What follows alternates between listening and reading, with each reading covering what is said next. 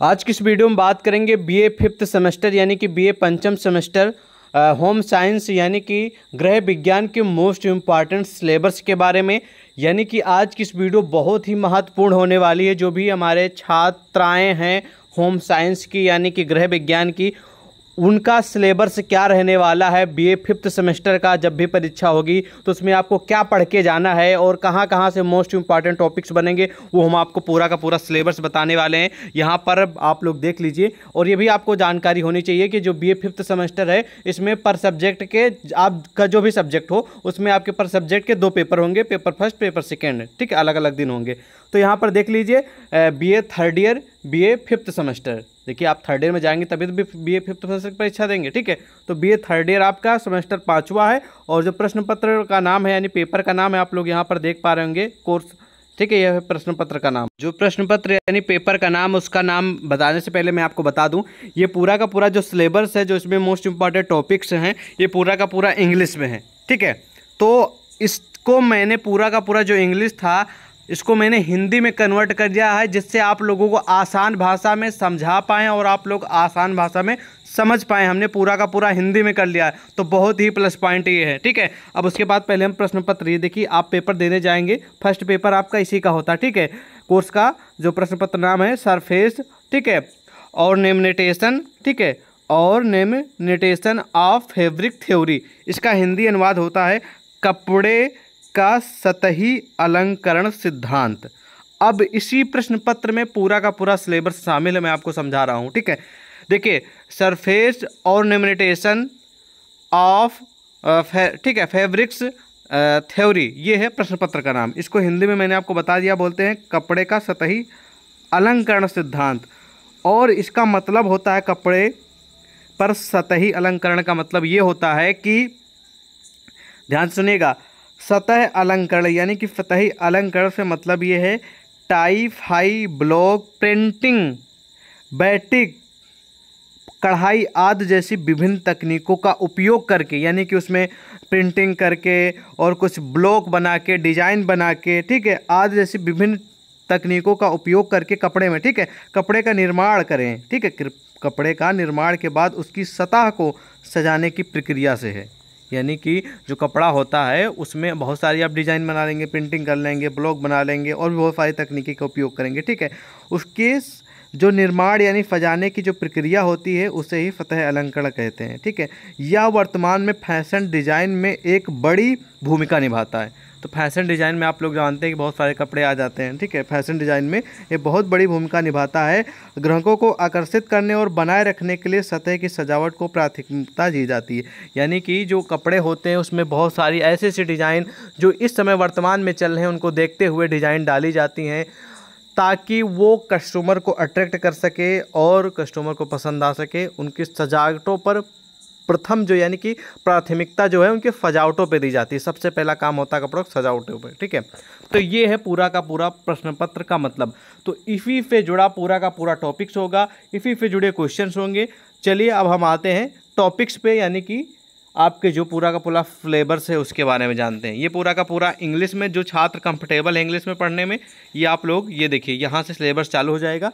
जो भी सब्जेक्ट हो, आपका सोशोलॉजी होता है, गृह विज्ञान आपका होता है, हिंदी, इंग्लिश, जितने भी आपके सब्जेक्ट होते हैं सब में आपको 8 यूनिट होते हैं, ठीक है। 8 यूनिट में जैसे कि ये एक यूनिट है, उसके बाद इसका एक टॉपिक है, दूसरा यूनिट ये, फिर इसका टॉपिक है। तो यही 8 यूनिट से जुड़े क्वेश्चन परीक्षा में आते हैं। तो इसमें भी 8 यूनिट दिए गए हैं, आप पूरा का पूरा इंग्लिश में पढ़ सकते हैं। हम आते हैं मेन हिंदी पे, ठीक है। तो हमने 8 यूनिटों को हिंदी में कन्वर्ट कर लिया है। तो चलिए जानते हैं हम हिंदी में। पहला यूनिट है कि कपड़ों पर विविधता पैदा करने की तकनीकी, ठीक है। बुनाई, ए नंबर है बुनाई, बी नंबर है कपड़ों की फिनिशिंग, सी नंबर है कपड़ों की रंगाई और डी नंबर है कपड़ों की छपाई, ठीक है। और यहाँ पर एक और है ए नंबर कढ़ाई और अन्य सजावटें के तरीके। मेन है कपड़ों पर विविधता, यानी कि बहुत सारी तकनीकी पैदा कर दें, जैसे कि उसमें कुछ एक्स्ट्रा बुनाई कर दें कपड़ों में, ठीक है। कपड़ों में फिनिशिंग मतलब कि क्वालिटी, क्लियरिटी, या फिर आप लोग कह सकते हैं कि वहाँ जहाँ पर क्लियरिटी समाप्त हो जाए, ठीक है, यानी कि ख़त्म हो जाए, यानी कि इतनी क्लियरिटी कर दी जाए कि अब क्लियरिटी का कोई काम नहीं है, अब फिनिशिंग का कोई काम नहीं है, ठीक है। उसे ही हम बोलेंगे कपड़ों की फिनिशिंग, कपड़ों की रंगाई, मतलब कि उसमें कुछ ऐसे डिजाइन डाल देना, कुछ ऐसा कलर कर देना जिससे अट्रैक्ट हो जाए। कपड़ों की छपाई, जिसको प्रिंटिंग बोलते हैं कपड़ों की, ठीक है, उसमें प्रिंट कुछ कर देना, ओके। और उसके बाद कढ़ाई, उसमें कुछ डिजाइन डाल देना और कुछ सजावटें वाली चीज़ें उसमें यूज करना, ये सब तरीके होते हैं। ये सब आपको पढ़ना होगा फर्स्ट यूनिट में, ठीक है। अब आ जाएंगे हम सेकेंड यूनिट की ओर। सेकेंड यूनिट में आपको ये पढ़ना पड़ेगा कि फिनिशिंग ए फैब्रिक फिनिशिंग का वर्गीकरण, ठीक है। तो मैं आपको फैब्रिक फिनिशिंग की परिभाषा एक छोटी सी बता दे रहा हूँ। फैब्रिक फिनिशिंग वह प्रक्रिया होती है जिसके द्वारा कपड़ों की दिखावट, यानी कि जो कपड़ों में दिखता है, ठीक है, दिखावट और गुणवत्ता में सुधार किया जाता है फैब्रिक फिनिशिंग में, ठीक है। उसमें क्या किया जाता है, उसकी दिखावट गुणवत्ता में सुधार किया जाता है, जिसे हम फैब्रिक फिनिशिंग कहते हैं, ठीक है। तो ये आपका ये होगा, इस प्रकार लिखेंगे। और उसके उद्देश्य के अध्ययन के बारे में पढ़ेंगे, ठीक है। और फिनिशिंग की प्रक्रिया कैसे होती है, इसकी जो प्रक्रिया है उसके बारे में, कौन सी प्रक्रिया होती है उसके बारे में जानेंगे, ओके। ये आपको जानेंगे हम जब क्वेश्चन आंसर वाली वीडियो आएगी तो ये सब आपको प्रिपेयर करना होगा, यहाँ पे प्रश्न बनेंगे। उसके बाद फिनिशिंग ब्लीचिंग से क्वेश्चन मिलेंगे। ब्लीचिंग का मतलब होता है जिसका उपयोग करके घरेलू रूप से कपड़े या रेशों में रंग को हटाने या विरंजन नामक प्रक्रिया को, कलंक को साफ करने या हटाने की प्रक्रिया को कहा जाता है। सिंपल से इसकी परिभाषा बोलें तो जिसका उपयोग करके, यानी कि ब्लीचिंग का उपयोग करके घरेलू रूप से कपड़े जो होते हैं, ठीक है, रेशों से उनके रंग को हटाना होता है, ठीक है। ये होता है ब्लीचिंग का काम, ठीक है, फिनिशिंग ब्लीचिंग। मरकरीकरण, कैलेंडरिंग, ठीक है, सेनफ्लोराइजेशन, ठीक है, और टेटरिंग, सिंगिंग, ये सब आपको इसमें पढ़ना होगा। तो ये वर्ड आपको थोड़ा हार्ड लग रहा होगा, इसके बारे में आपको बता दे रहा हूँ। ठीक है, फोराइजेशन। सिनफोराइजेशन का मतलब ये होता है जब कपड़ा धो दिया जाता है, ठीक है, तो धोने से उसमें क्या होता है, सिकुड़न आ जाती है, ठीक है। तो जब कपड़े में धोने से सिकुड़न आ जाती है तो उस सिकुड़न को कम करने की प्रक्रिया को हम सिनफोराइजेशन कहते हैं, ठीक है। या फिर सिनफोराइजेशन जो है ना, वो कपड़ों को सिकुड़न को हटाने का या फिर मिटाने का उपचार है, इस प्रकार भी लिख सकते हैं। तो ये बहुत ही टॉप लेवल का टॉपिक से तैयार रखेंगे, ठीक है। और भी यहाँ पर परिमार्जन, कार्यात्मक समापन यहाँ पर दिया गया है, ये सब आपको कवर करेंगे हम जब क्वेश्चन आंसर वाली वीडियो आएगी तो उसमें। अब आ जाएंगे हम यूनिट नंबर 3 में। तो यूनिट नंबर 3 में आपको यहाँ से प्रश्न बनेंगे रंगाई, यानी कि रंगाई मतलब आपको प्रिंटिंग। भाई बहुत सारे कपड़े ऐसे थे जिसपे प्रिंटिंग होती है, बहुत सारी चीज़ें, कप छपा होता है, फ़ोटो किसी का छपा होता है, बहुत सारी डिजाइन छपी होती हैं, ठीक है।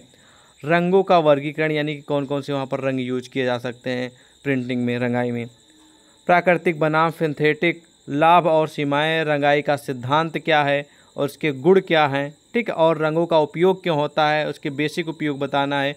अम्लीय, प्रत्यक्ष, एजाइक, ठीक है, प्राकृतिक सल्फर, वेट, फलाव और प्रतिक्रियाशील रंग। बहुत सारे रंग आते हैं जिसमें उसको मिक्स करके एक अच्छी डिजाइन या फिर अच्छी छाप या फिर जो प्रिंटिंग होती है वो की जाती है, ओके।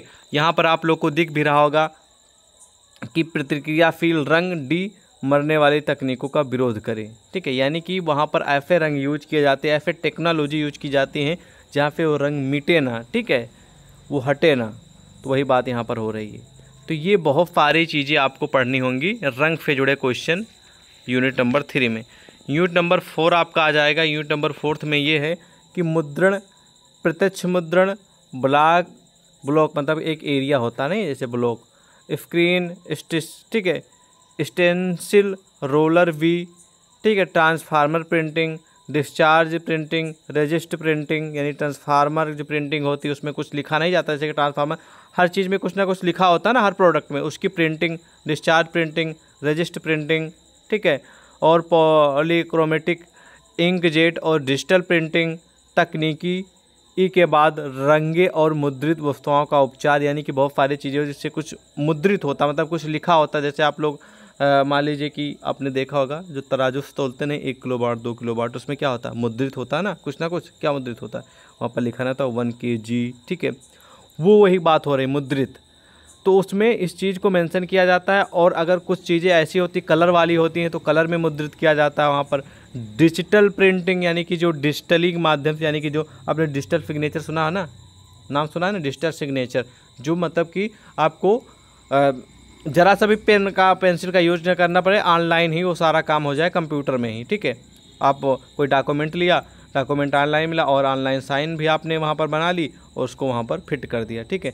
तो मान लीजिए डिजिटल प्रिंटिंग का मतलब यही हुआ, जब आप कोई डेटा मान लीजिए कंप्यूटर पे ही निकालें और उसको कंप्यूटर में ही एडिट किए, सब किए, उसके बाद उसको प्रिंट दे दिए, वही होगा आपका डिजिटल प्रिंटिंग, ठीक है।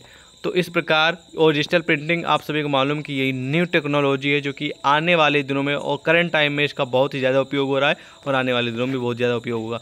तो ये आपको पढ़ना पड़ेगा यूनिट नंबर 5 में। अब यूनिट नंबर 4 में अब आ जाएंगे 5 में, ठीक है।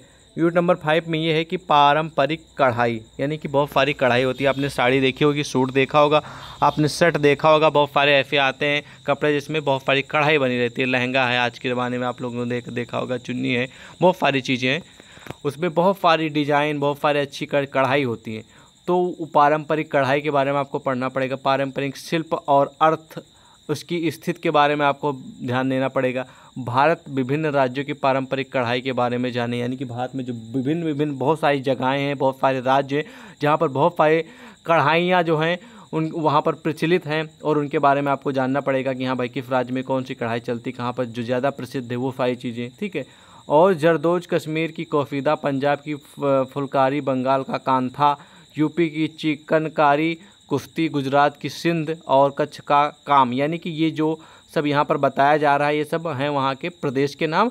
और ठीक है, भारत में विभिन्न राज्यों में अलग अलग कढ़ाई चलती है, तो यहाँ पर बताया गया कश्मीर में कसीदा चलता है, पंजाब में फुलकारी, बंगाल में कांथा डिज़ाइन चलती है, ठीक, कढ़ाई चलती है, यूपी में चिकनकारी डिज़ाइन चलती है, ठीक है, ये जो आपकी कढ़ाई, ठीक है, कढ़ाई चलती है। और गुजरात की सिंध, गुजरात में सिंध जो है वो कढ़ाई चलती है, यानी कि सब प्रदेश में अलग अलग डिज़ाइन और अलग अलग कढ़ाइयाँ चलती हैं, उसके बारे में यहाँ पर बताया गया, उनके बारे में हमको पढ़ना होगा, ठीक है। अब आ जाएंगे हम यूनिट नंबर 6 की ओर भाई। तो यूनिट नंबर 6 में आपको पारंपरिक वस्त्र यानी कि कपड़ों के बारे में जानना होगा कि पारंपरिक वस्त्र कौन से होते हैं, पारंपरिक वस्त्र की क्या पहचान है, ठीक है, वस्त्रों को जानना आपको पड़ेगा ना। उसके बाद भारत के विभिन्न राज्यों में बुने हुए कपड़े, बलूचार, ब्रोकेट, आप सभी को मालूम है कि भारत में बहुत सारे राज्य हैं और बहुत सारे राज्य हैं, सब में अलग अलग जो है ना वह वस्त्र चलते हैं और अलग अलग वहाँ की उन पर डिजाइन बनी होती है, अलग अलग प्रिंटिंग होती है, अलग अलग वहाँ का मतलब कि लोग पसंद करते हैं अलग अलग डिज़ाइन, ठीक है। तो वही बताया जा रहा है, कश्मीर कालीन, पटोला, इकत, ठीक है, पोचमपल्ली, चंदेरी, मुद्रित, ठीक है, मतलब बहुत सारी ऐसी कपड़े होते हैं जहाँ पर मुद्रित भी बहुत सारी चीज़ें जो बोलते हैं ना कि उनको प्रिंट कराते हैं, मुद्रित कराते हैं, ठीक है।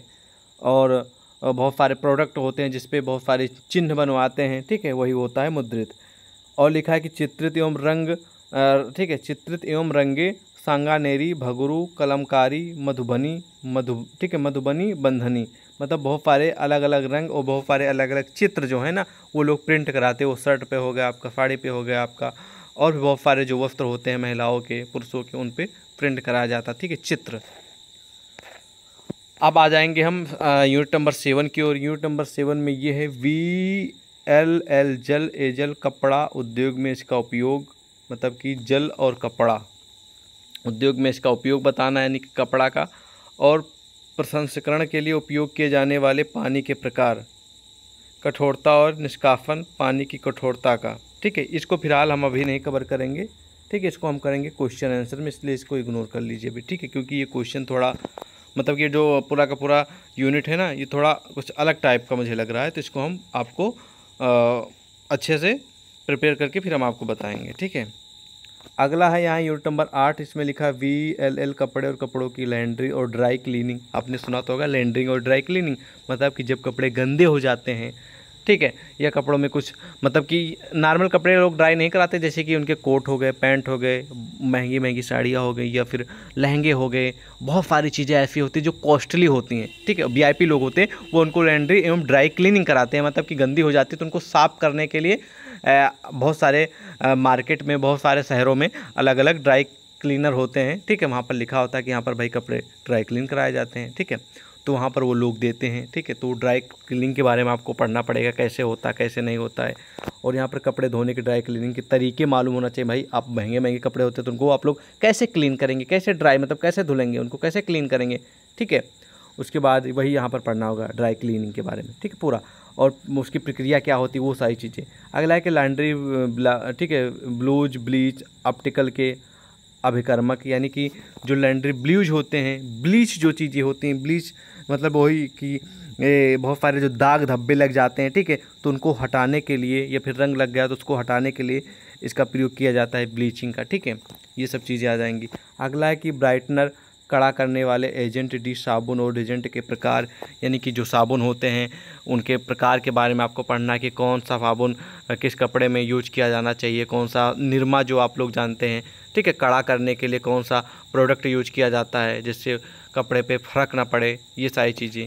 और यहाँ पर और पॉइंट है कि साबुन और डिटर्जेंट, मतलब साबुन को मतलब कपड़ा धुलने वाला, और डिटर्जेंट का मतलब आप जानते हैं कि निरमा जिसको बोलते हैं, ठीक है, कि सफाई की प्रक्रिया कैसी होती है, मतलब कि इसको मतलब कि इसका जो साबुन और डिटर्जेंट का इसका जो सफाई के लिए इसका जो प्रक्रिया कैसी होती है, कैसे यूज किया जाता है कपड़ों पे इसका, ठीक है, वो आपको बताना है, उसके बारे में पढ़ना है। तो ये पूरे के पूरे जो 8 यूनिट हैं, इन्हीं पे जुड़े क्वेश्चन आपकी परीक्षा में आएंगे। और पूरा का पूरा जो 8 यूनिट था मैंने हिंदी में कवर किया है आप लोगों को समझाने के लिए। आई होप आपको, मैं आपको ये नहीं कह रहा हूँ आपको 100% में 100% ही समझ में आएगा, 100% ही आया होगा। मुझे आशा है कि कम से कम 60 से 70% तो समझ में आया ही होगा ना।